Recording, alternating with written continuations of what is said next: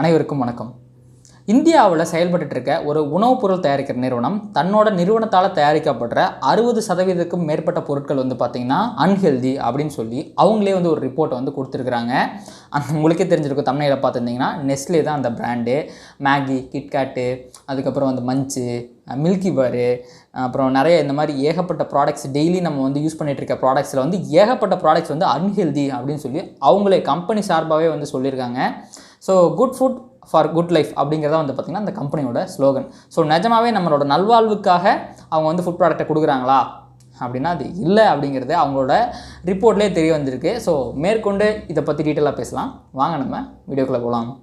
Actually என்ன நடந்திருக்கு அப்படின்னா, தங்களோட ஃபுட் ப்ராடக்ட்ஸ் எல்லாமே லாங்கர் டைமுக்கு, அதாவது ஒரு கன்சியூமர் தன்னோட ஃபுட் ப்ராடக்ட் சாப்பிடும்போது ஒரு 30 வருஷம் 40 வருஷம் தொடர்ந்து சாப்பிட்டுருக்கான் அப்படின்னா அவனோட ஹெல்த் எப்படி இருக்கும் அப்படிங்கிறத தெரிஞ்சுக்கணும் அப்படிங்கிறக்காக அந்த கம்பெனியோட ஸ்டாஃப்ஸ் எல்லாமே பார்த்திங்கன்னா ஆஸ்திரேலியாவை சேர்ந்த ஹெல்த் ஸ்டார் ரேட்டிங் அப்ரோச் பண்ணியிருக்காங்க. ஸோ தன்னோட ப்ராடக்ட்ஸ் எல்லாமே பார்த்திங்கன்னா அந்த ஹெல்த் ஸ்டார் ரேட்டிங்கில் ரேட் பண்ணியிருக்காங்க. அதில் பார்த்திங்க அப்படின்னா 37% ப்ராடக்ட்ஸ், அதாவது அவங்கள்ட்ட 2000க்கு மேலே ப்ராடக்ட்ஸ் இருக்குது. அதில் வெறும் 37% ப்ராடக்ட் தான் பார்த்திங்கன்னா பாஸ் மார்க் வாங்குது.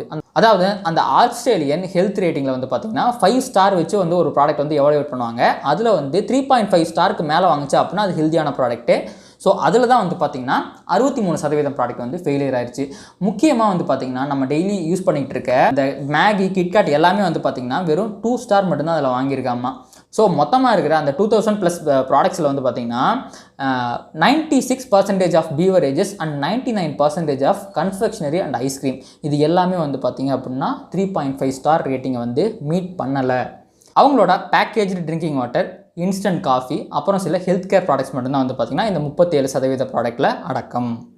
ஸோ இந்த விஷயம் பார்த்திங்கன்னா அவங்களோட ஹையர் அஃபிஷியலுக்கு ப்ரெசன்டேஷனாக போடுறதுக்காக பார்த்திங்கன்னா அந்த நிர்வாகத்தை சேர்ந்தவங்க ரெடி பண்ணியிருக்காங்க. அந்த ப்ரெசன்டேஷன் தான் பார்த்திங்கன்னா ஃபினான்ஷியல் டைம்ஸ் அப்படிங்கிற ஒரு நியூஸ் பேப்பரில் ஆர்டிக்கலாக லீக் ஆகிருக்கு.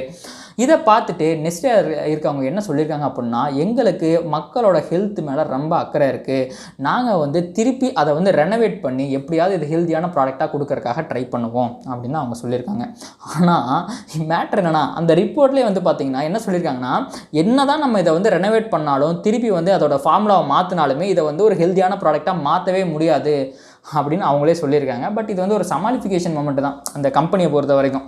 இந்த நெஸ்லே ஆச்சு தன்னோட ப்ராடக்ட்லாம் எப்படி இருக்குது அப்படிங்கிறத ரிவ்யூ பண்ணி அதை மாடிஃபை பண்ண முடியுமா அப்படிங்கிற லெவலுக்காச்சும் யோசிக்கிறாங்க. ஆனால் மற்ற ப்ராடக்ட்லாம் இருக்குது பார்த்தீங்களா, மற்ற கம்பெனிஸ்லாம் இருக்குது பார்த்தீங்களா, அவங்களாம் இதை பற்றி சுத்தமாக கவலைப்படுறதே கிடையாது.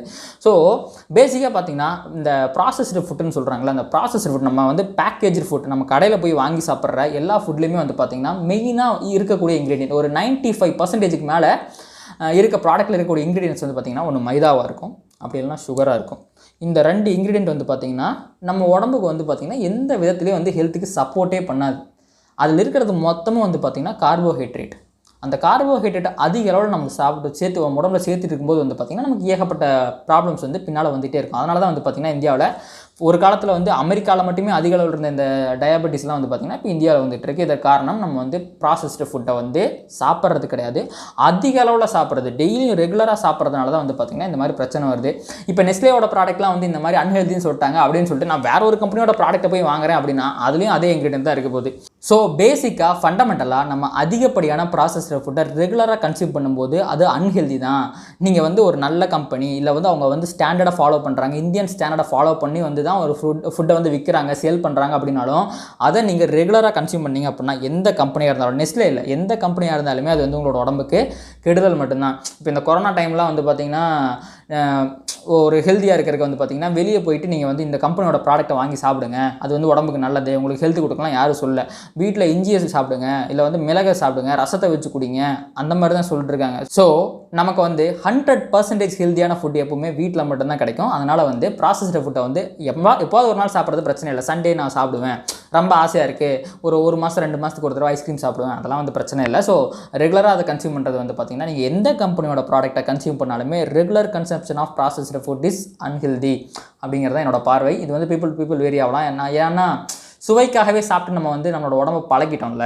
ஸோ நமக்கு இந்த ஹெல்த்லாம் முக்கியம் அப்படிங்கிறது இந்த மாதிரி கொரோனா இந்த மாதிரி சில வைரஸ் சில நோய்கள்லாம் நமக்கு அடிக்கடி ஞாபகப்படுத்திட்டு போகுதுன்னு நினைக்கிறேன். ஸோ எப்பவுமே ஹெல்த்தியான ஃபுட்டை சாப்பிட்ணும் அப்படின்னா வீட்டில் சமைச்சது மட்டும் சாப்பிடுங்க. அவ்வளோதான். தேங்க்யூ ஃபார் வாட்சிங். அண்ட் இந்த வீடியோ பிடிச்சிருந்துச்சுன்னா லைக் பண்ணுங்கள், கமெண்ட் பண்ணுங்கள், மற்றவங்களுக்கு ஷேர் பண்ணுங்கள். கூடிய விரைவில் மற்றும் ஒரு பயனுள்ள இன்ஃபர்மேட்டிவான வீடியோட உங்களை சந்திக்கிறேன். அதுவரை உங்களிடமிருந்து விடைபெறுவது நான் புவனேஷ் பழனிசாமி. டாடா.